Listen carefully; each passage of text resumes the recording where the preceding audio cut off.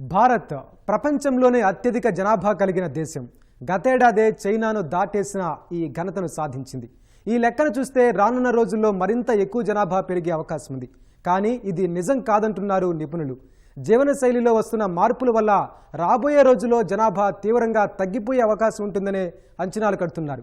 నేటి తరం యువత త్వరగా పెళ్లిళ్లు చేసుకోకపోవడం కూడా ఇలాంటి పరిణామాలకు ప్రధాన సమస్యగా మారనుందని విశ్లేషిస్తున్నారు. ప్రపంచంలోనే అత్యధిక జనాభా గల దేశంగా భారత్ 2023లో అవతరించింది. దీనికి దేశమంతా ఒకవైపు గర్వపడుతోంది. కానీ అంతే స్థాయిలో 25 ఏళ్ల తర్వాత జనాభా తగ్గిపోయే అవకాశం కూడా లేకపోలేదు. అయితే ఈ ముప్పు కేవలం భారత్కేనా లేక ప్రపంచవ్యాప్తంగా ఇతర దేశాలకు కూడా ఉందా? జనాభా తగ్గిపోతే వచ్చే నష్టాలేంటి? జనాభాను పెంచుకోవడానికి చైనా దేశం ఏం చేస్తోంది? ఇప్పుడు చూద్దాం.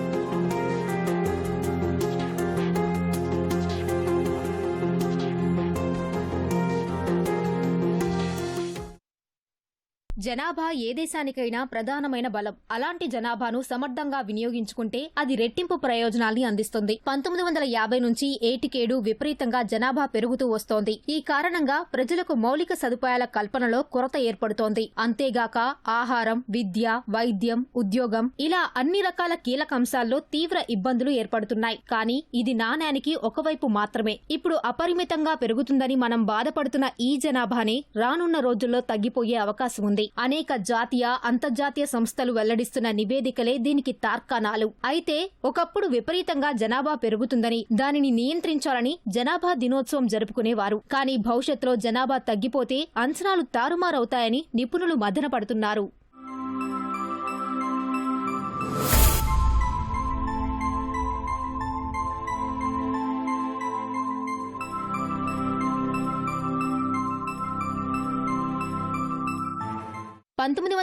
లో ప్రపంచ జనాభా 369 కోట్లు ఉండేది. 1987 జులై 11న ప్రపంచ జనాభా 500 కోట్లకు చేరుకున్న సందర్భంగా ఆ రోజును అంతర్జాతీయ జనాభా దినోత్సవంగా జరుపుకుంటున్నాం. మన దేశంలో జనాభా లెక్కలను కేంద్ర హోం మంత్రిత్వ శాఖ ఆధ్వర్యంలోని register general and census commissioner నిర్వహిస్తారు. మన దేశంలో 1881 నుంచి క్రమం తప్పకుండా ప్రతి 10 ఏళ్లకు ఒకసారి జనాభా లెక్కలను సేకరిస్తున్నారు. 1901 నాటికి జనాభా 23 కోట్లు ఉండగా 1951లో 36 కోట్లు, 2001లో 102 కోట్లుగా నమోదైంది. 2011కి వచ్చేసరికి ఆ సంఖ్య 125 కోట్లు దాటింది. కోవిడ్ కారణంగా మొదటిసారి 2021లో జరగాల్సిన జనాభా లెక్కలను వాయిదా వేశారు. అయితే మళ్లీ 2031లోనే జనాభా లెక్కలు చేస్తారా లేక మధ్యలో నిర్వహిస్తారా అనే విషయంపై కేంద్రం నుంచి స్పష్టత రావాల్సి ఉంది. ప్రస్తుత ప్రపంచ జనాభా 800 కోట్లకు చేరింది. 10 ప్రధాన దేశాల్లో సుమారు 60% పైగా జనాభా ఉంది. వీటిలో 6 దేశాలు ఆసియా ఖండంలోనే ఉన్నాయి. అందులో భారత్ 17.76%తో మొదటి స్థానంలో,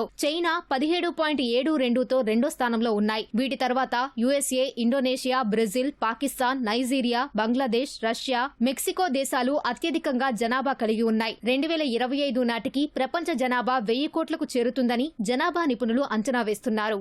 జనాభా పెరుగుదలను అరికట్టడానికి ఒక దేశం చర్యలు తీసుకుంటే సరిపోదు. ప్రపంచవ్యాప్తంగా అన్ని దేశాలు కలిసికట్టుగా ఒక ప్రణాళికబద్ధంగా జనాభాను అవసరం మేరకు మాత్రమే క్రమబద్ధీకరించుకోగలిగితే ఆయా దేశాలు ఆర్థికంగా నిలదొక్కుకోవడంతో పాటు సహజ వనరులు ఏ విధంగానైతే త్వరితగతిన కరిగిపోతున్నాయో వాటిని కూడా కాపాడుకునే ప్రయత్నం చేయవచ్చు. ప్రపంచంలోని అన్ని దేశాలు కనుక ఒక నిర్దిష్టమైన ప్రణాళికకు తీసుకువచ్చినట్లయితే సమాజంలో మరింత మెరుగైన సౌకర్యాలు అందుబాటులోకి రావడంతో పాటు నాణ్యమైన జీవనాన్ని కొనసాగించడానికి అవకాశం ఉంటుంది. చైనాను వెనక్కి నెట్టి భారత్ ప్రపంచంలోనే అత్యధిక జనసంఖ్య కలిగిన దేశంగా అవతరించింది. అయితే ఒకప్పుడు అధిక జనాభా కారణంగా ఇబ్బందులు ఏర్పడుతున్నాయని చైనా అనేక విధి విధానాలను రూపొందించింది. జనాభా వృద్ధి రేటును తగ్గించడానికి 1980 నుంచి 2015 వరకు వన్ చైల్డ్ పాలసీ విధానాన్ని అమలు చేసింది. దీన్ని పాటించని వారికి బలవంతంగా గర్భ నిరోధకం, స్టెరిలైజేషన్, అబార్షన్లు చేయించింది. ఫలితంగా 2023లో చైనా జనాభా 0.15% పడిపోయింది. అంతేకాకుండా మరణాల సంఖ్య 11.1 మిలియన్లకు పెరిగింది. నేషనల్ బ్యూరో ఆఫ్ స్టాటిస్టిక్స్ ప్రకారం చైనా ప్రధాన భూభాగంలో మొత్తం జనాభా 20.8 మిలియన్లకు తగ్గింది. తద్వారా రాబోయే రోజుల్లో ఆ దేశం కఠిన పరిస్థితులను చవిచూడనున్నట్లు నిపుణులు చెబుతున్నారు. జనాభాను అరికట్టే క్రమంలో చైనాలో జననాల రేటు తీవ్ర స్థాయికి పడిపోయింది. ఈ విధంగా చూసుకుంటే 2050 నాటికి తమ దేశ జనాభా మరింత తగ్గిపోయి సంక్షోభాన్ని ఎదుర్కొంటుందని డ్రాగన్ గుర్తించింది. అందుకోసమే తిరిగి ఇప్పుడు జననాల రేటు పెంచడానికి పౌరులకు స్వేచ్ఛనిచ్చింది. కానీ జరగాల్సిన నష్టం ఇప్పటికే జరిగిపోయిందని నిపుణులు అంటున్నారు. ప్రపంచవ్యాప్తంగా 2100 నాటికి సంతానోత్పత్తి భారీగా తగ్గిపోనుందని ఓ అధ్యయనం వెల్లడించింది. 2050 నాటికి 75% దేశాల్లో వృద్ధ జనాభా కంటే కొత్తగా నమోదయ్యే జననాల రేటు చాలా తక్కువగా ఉండవచ్చని అమెరికా జనాభా పరిశోధకులు తేల్చారు. జపాన్, సెర్బియా, దక్షిణ కొరియా వంటి అభివృద్ధి చెందిన దేశాల్లో జనాభా పతనం అధికంగా ఉంటుందని పేర్కొన్నారు. 1950 నుంచి 2021 వరకు నమోదైన జనాభా లెక్కలను పరిగణలోకి తీసుకుని సంతానోత్పత్తి రేటు ఆధారంగా ఈ విషయాన్ని వెల్లడించారు. అయితే జనాభా రేటు తగ్గిపోవడానికి చాలా కారణాలే ఉన్నాయని వారంటున్నారు. శిశు మరణాలు, పిల్లల సంరక్షణ, జీవన వ్యయం, ఉద్యోగ భద్రత, వివాహ వయసు పెరగడం, కాలుష్యం, ఆహార పదార్థాల కల్తీ వంటి కారణాలతో జనాభా క్రమంగా తగ్గే అవకాశం ఉంటుందని వివరిస్తున్నారు. దీనినే బేబీ స్ట్రైక్ అంటారని ఆక్స్ఫర్డ్ యూనివర్సిటీ అధ్యయనం తెలిపింది. వాతావరణ మార్పులు, పెరుగుతున్న వ్యాధులు, మహిళల్లో ఆరోగ్య సమస్యలు వంటివి జననాల రేటును తగ్గిస్తున్నాయని పేర్కొంది. పరిణామాలు ఇలాగే కొనసాగితే ప్రపంచ దేశాలు మానవ వనరుల కొరతను ఎదుర్కోక తప్పదని స్పష్టం చేసింది.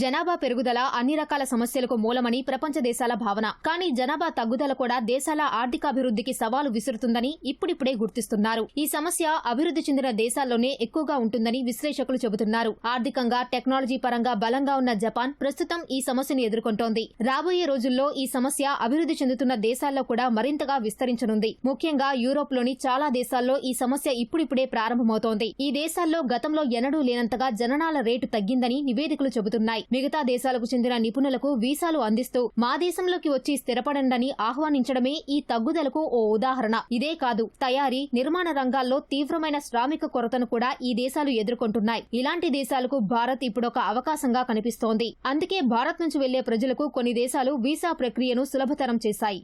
జనాభా తగ్గుదల మొదలైతే ప్రపంచ జనాభా సరాసరి వయసు పెరగడం మొదలవుతుంది. దాంతో ప్రపంచానికి వృద్ధాప్య ఛాయలు అలుముకుంటాయి. 2050 నాటికి ప్రపంచంలోని 20 దేశాల జనాభా ప్రమాదకర స్థాయికి పడిపోనుందని ఐక్యరాజ్య సమితి అంచనా వేసింది. దీనివల్ల ఆయా దేశాల్లో శ్రామిక శక్తి తగ్గిపోనుంది. ఫలితంగా పారిశ్రామిక, ఐటీ, టెక్నాలజీ వంటి ప్రధాన రంగాల్లో ఉద్యోగుల కొరత ఏర్పడుతుంది. ఉత్పాదకత మందగిస్తుంది. ఆయా దేశాల్లో ప్రజలకు విద్య, వైద్య సేవలు దూరమవుతాయి. వ్యవసాయ, వ్యాపార రంగాలు క్రమంగా క్షీణించే అవకాశం ఉంటుందని నిపుణులు అభిప్రాయపడుతున్నారు.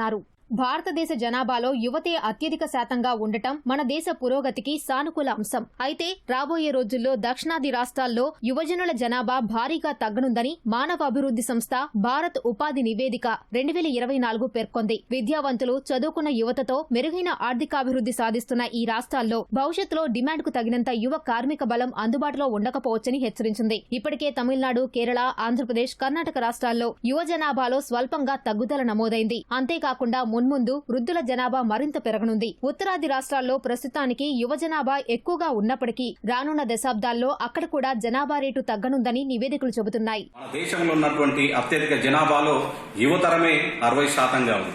సో ఈ 60% జనాభా వారు శ్రామిక శక్తి కలిగినటువంటి వారిగా మనం గుర్తిస్తా ఉన్నాం. ఈ శ్రామిక శక్తి కలిగినటువంటి యువతరానికి ప్రభుత్వాలు తగిన ఉపాధి అవకాశాలు కల్పించడంలో విఫలమవుతున్నాయని చెప్పవచ్చు. ప్రధానంగా మనం జపాన్, చైనా, కొరియా, ఇరాన్ లాంటి దేశాలను కనుక చూసినట్టయితే ఆ దేశాలలో డిపెండెన్స్ రేషియో ఎక్కువ ఉంటుంది. ఆ డిపెండెన్స్ రేషియో ఎక్కువ ఉండడం ద్వారా అక్కడ ఆర్థిక వ్యవస్థ అస్తవ్యస్తమవుతున్నటువంటి సందర్భం. అయితే మన దేశంలో కూడా ఇప్పుడు అంటే ఫెర్టిలిటీ రేట్ పెరుగుతున్నటువంటి సందర్భంలో మనం ఈ డిపెండెన్స్ రేషియో కూడా పెరుగుతున్నటువంటి సందర్భం. రానున్న రోజుల్లో ఈ డిపెండెన్స్ రేషియో కనుక పెరిగినట్లయితే కుటుంబాలపైన ఆర్థిక భారం పెరిగేటువంటి అవసరం ఉంది. ప్రధానంగా సంతానోత్పత్తి సమస్యలను అధిగమించాలి. ముఖ్యంగా మహిళల్లో ఆరోగ్యపరంగా వచ్చే సమస్యలపై ప్రత్యేక దృష్టి సారించాలి. ఒకప్పుడు 20 నుంచి 22 ఏళ్లకే జరిగే పెళ్లిళ్లు ఇప్పుడు 30 నుంచి 35 ఏళ్లైనా జరగడం లేదు. ఆర్థికంగా కుంగిపోవడం, ఉద్యోగంలో నిలకడ లేకపోవడం, సంపాదన తగ్గిపోవడం వంటివి దీనికి ప్రధాన కారణాలని యువత చెబుతోంది. దీంతో పెళ్లి వయసు దాటిపోయి సోలో లైఫ్ కే మొగ్గు చూపుతున్నారు. మరోవైపు మత్తు పదార్థాలు, మద్యం, ధూమపానం వంటి వ్యసనాల బారిన పడిన వారిలో కూడా చాలా రకాల అనారోగ్య సమస్యలు తలెత్తుతున్నాయి. వీటి వల్ల భవిష్యత్తులో సంతానోత్పత్తిపై దుష్ప్రభావం పడుతుందని నిపుణులు హెచ్చరిస్తున్నారు. ఇలాంటి సమస్యను అధిగమించేందుకు రోజు వ్యాయామం చేయడం అవసరమని వైద్యులు అంటున్నారు. ఈ సమస్యలను అధిగమిస్తే తప్ప సంతానోత్పత్తి సామర్థ్యం పెరిగే అవకాశం లేదు. జూలై 11 జనాభా దినోత్సవం అంటే ఒకప్పుడు జనాభాను అదుపు చేయడం, ప్రజలకు మౌలిక సదుపాయాలు కల్పించడం, వనరులు సమకూర్చడం లాంటి వాటిపై చర్చించేవారు. కానీ ప్రస్తుతం భవిష్యత్తులో తగ్గిపోయే జనాభా గురించి మాట్లాడుకోవాల్సి వస్తోంది. ఇది ఇలానే కొనసాగితే రానున్న రోజుల్లో వృద్ధుల జనాభాతో ప్రపంచం తీవ్ర ప్రతికూల పరిస్థితులు ఎదుర్కోక తప్పదు.